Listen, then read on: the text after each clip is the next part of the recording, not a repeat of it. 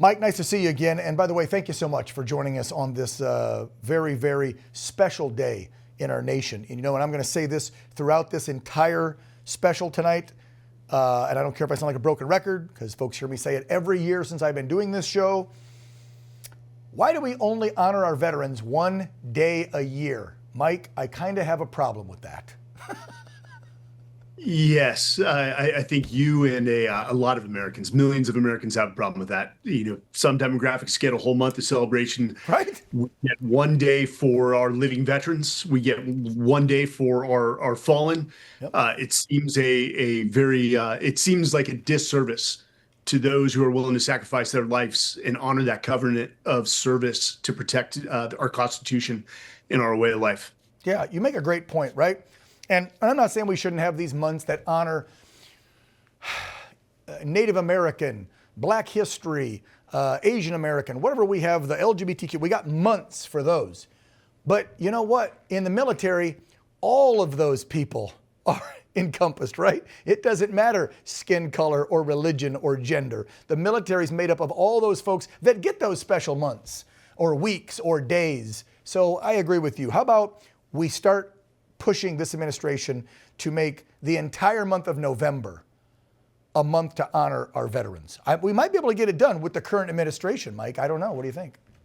The time is now. You're absolutely right with this administration. And this administration has already made so many waves of bringing pride and honor back to our military. I mean, look at the recruiting numbers. Right. They've already hit the recruiting numbers for 2026. And that's historic. It was, we call it the Trump effect and the Pete Hegseth effect. Mm-hmm. They've restored that. And so our service members are actually proud to be Americans again. The young Americans are fighting to get into the military, as it should be. And that is Veterans Day, man. That is one generation honoring those who served and passing the baton on to the next. And Dan, if you look at it from 1775 to this moment in time, 42 million Americans have worn the uniform. And some people may think that's a large number. I actually don't. I think that number should be in the hundreds of millions, given our history. Is people should want to serve. What is service? Service to me is deciding that your life isn't your own, that you owe it. There's a solemn duty, that covenant to your nation, just as the past generations have, to defend our way of life. And whether you serve for 4 years, 20 years, or 30 years, it's the fact that you serve, not the tenure in which you served. And more young Americans need to step up. America as a whole needs to recognize that these men and women made a sacrifice, time away from family, less sleep, to serve our nation. Amen. It is a sacrifice. And it's a public service, right? And let's be real. This isn't like you're running for mayor or city council or governor or president or whatever, which, yes, those jobs can be difficult to a degree. But let's be real. This is true public service. Your pay is crap. Your life is on the line. And when you get out, which we're discussing today, let's be real, we haven't always treated our veterans as we should. We had the secretary on earlier in this special to discuss the massive changes they've been making at the VA, thanks to the Trump administration and the new secretary. But obviously, Mike, still, more needs to be done.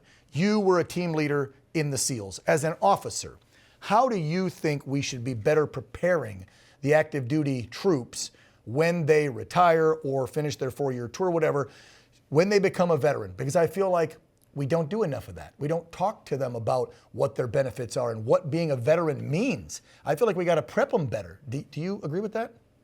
Yes. And the military trains you to do your job very well. And sometimes they train you for years to do that job. The military is not good at transitioning people out and preparing them for life in the civilian sector. It's never been a core strength, and it never will be. And this is where the private sector needs to step up, quite frankly. For those that never served, this is your opportunity to give a veteran a chance. And I even hate using that language, give them a chance. I mean, veterans bring the number one thing that everyone's looking for, leadership. They've already proven themselves. They can show up on time. They can look clean cut. They can follow rules and orders, right? Like, why would you want some Joe Blow off the street for your job versus a guy or gal who for 4 years or 25 years had to wake up at the crack of dawn, PT, shave, no hair, hair's in great uniform, ironed. Like, I'd want those workers before some college grad crybaby. Anyway, go ahead, Mike. Hey, just show up on time and work hard. Yeah. And that's what you're going to get with most veterans. But the private sector, the military knew they were never going to be able to solve this, especially during the global war on terror when enlistment went up and a lot of veterans were getting out. So, even our company, which we are a predominantly, veteran-owned company, we're 43% veterans.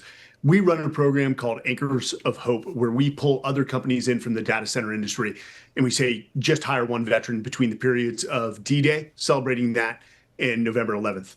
And companies just don't hire one; they hire multiple veterans, and the results are usually above their expectations. They, like I said, they show up on time. They're process oriented. Yep. They work hard, and they know how to operate as a team, and they know how to self-educate. And that really is it is a tough cultural transition, and there's no way to sugarcoat that. In the military, we put a precedence on conformity, loyalty to country, team above self, and that's not the same in the private sector. And we're not saying that's a bad thing, but that takes time to adjust. Sure. For a veteran when they're working along somebody who may not care about them whatsoever. Yeah. And so that adjustment is hard. And a lot of times veterans don't know what they want to do. They think they may know what they want to do. They give that job a chance and they realize maybe it doesn't work. Which is, again, why we need better separation classes when you separate, to give you some guidance on things you might want to go into. I'm almost out of time, Mike. I want to give you the final word on what Veterans Day means to you, and a message you, as a former commanding officer of SEAL Team 1, I think it was. I was a strike force commander at Naval Special Warfare Development. Oh, okay. Group. I thought you. But which team were you on? Were you on Team 1 for a while? So Private Recon Marine. I served at SEAL Team 3. Okay. And went on to JSOC. You commanded troops, different than a little E4 enlisted guy like me. So I always like to hear from officers on their messaging to the troops. And so just give us a final word here on this Veterans Day, your message to the troops who will be separating soon as they become veterans, and why Veterans Day is so special to Mike Sarraille. Well, yeah, first off, call me. Mike Sarraille at Overwatch, or weareoverwatch.com. If I can't get you a job, I can at least give you some advice, and that's free. But, hey, first off, thank you for your service. What you've done and the sacrifices you've made to protect our freedoms, and I'm an old vet now. And it takes me 5 minutes to get out of bed.